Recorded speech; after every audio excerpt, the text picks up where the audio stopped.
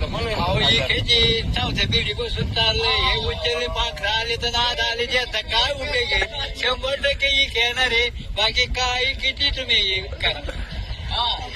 काय चौथ्या पिढी बसून आहे तर लोकांना दवाखाने फुकाट लोकांना काही फुकाट हे उच्चले पाखरं आले यांजवळ काय द्यायला घ्यायला त्यांनी काढले ना मोठं देवीला काय मोठ्या देवीला ते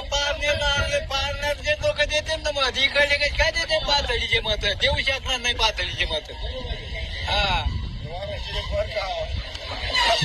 आम्ही बी काही दिवस सरपंच होतो काही दिवस होतो आम्हाला सगळं माहिती आहे काय आहे ते काय बोलताय काय ते आता उच्चले बाखरा येणार काय शरद पवारने दिलंय दांडा त्याला हातात आणि ते आपलं काय उपयोग आहे त्याचा शरद पवार त्यांच्या माग उभे म्हणजे काय शरद पवारने काय केलंय लोकांना वंचित ठेवलंय पाय खाली दाबून ठेवलंय आरक्षण दिलं असतं तर लोक त्याचे पाय पडले तू आरक्षण कुठं दिलं त्यांनी भाजप सरकारचं पण आहे